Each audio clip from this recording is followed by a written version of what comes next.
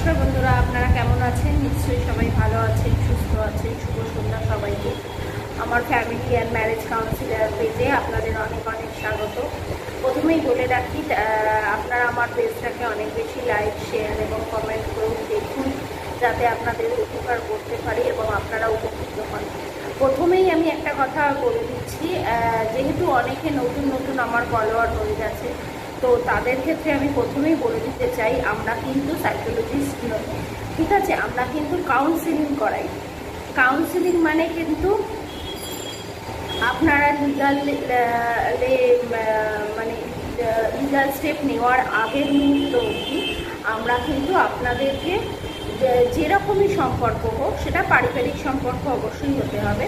হ্যাঁ, দুটো কাপলের মধ্যে হতে পারে, কিংবা পরিবারের বড়দের সাথে ছোটদের হতে পারে, কিংবা ভাই ভাই হতে পারে। যে কোনো রকম কাউন্সিলিংই আমরা করে থাকি।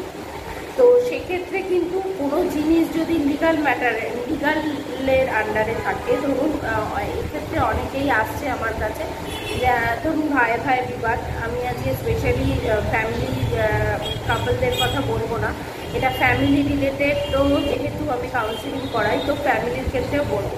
ধরুন ভাই ভাই বিবাদটা এমন জায়গায় চলে গেছে, পার্টিশন স্যুট হয়ে গেছে, কিংবা দুজনের মধ্যে 144 হয়ে গেছে, নিউসেন্সের স্যুট হয়ে গেছে।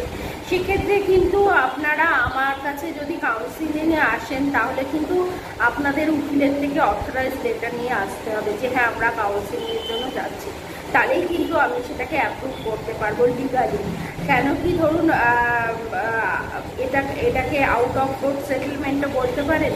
এবার যদি নিজেদের মধ্যে জানেনি, তো কোর্ট, আমি নিজেও একজন অ্যাডভোকেট, যেহেতু সেই জন্য আপনাদেরকে বলার কিছু নেই যে কোর্ট প্রসিডিংসে প্রচুর টাইম লাগে, প্রচুর সময় লাগে, হয়তো সম্পর্কটা জোড়া গেলেও জোড়া দিতে পারে।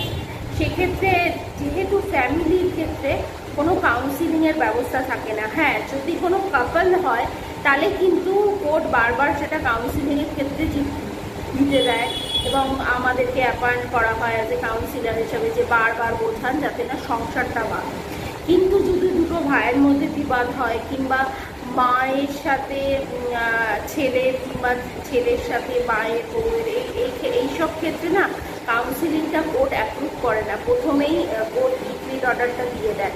তো সেক্ষেত্রে আমরা এটাকে, যেহেতু আমরা ফ্যামিলি কাউন্সিলিং করে থাকি, তো সেক্ষেত্রে এই কাউন্সিলিংটাও আমরা করে থাকি। এটা কিন্তু মানে দুজনকেই আসতে হবে, মানে একজন এসে কোনো সমাধান হবে না। বুঝতেই পারছেন, বিবাদটা যখন দুজনের মধ্যে। কিন্তু কোনো ম্যাটার যদি, ধরুন আপনার বাবার মা আপনার এগেন্সে মেনটেন্যান্সের মামলা অলরেডি করেই ফেলেছে, সেক্ষেত্রে কিন্তু আমি কিছু করতে পারবো না। হ্যাঁ, সেক্ষেত্রে আমার পক্ষে কোনো কিছু করা সম্ভব নয়, যে যখন লিগাল ম্যাটারে লিগাল প্রসিডিওর আরম্ভ হয়ে গেছে, কেন আমরা অ্যাজ এ কাউন্সিলার হিসেবে সেটা আমরা করতে পারি না। এইটা হচ্ছে প্রথম কথা। দ্বিতীয় কথা হচ্ছে, আপনাদের যদি আমার কাছে কাউন্সিলিং করাতেই হয়, যদি কোনো লিগাল ম্যাটার থেকে থাকে, তাহলে কিন্তু আপনারা আপনাদের অভিভাবক থেকে রিটিন কিছু নিয়েই তাহলে আমার কাছে আসবেন, এবং দুটো পক্ষকেই কিন্তু আসতে হবে। এক্ষেত্রে একজন এলে কিন্তু হবে না। তো এটাই আজকে আমার বলার ছিল। নমস্কার।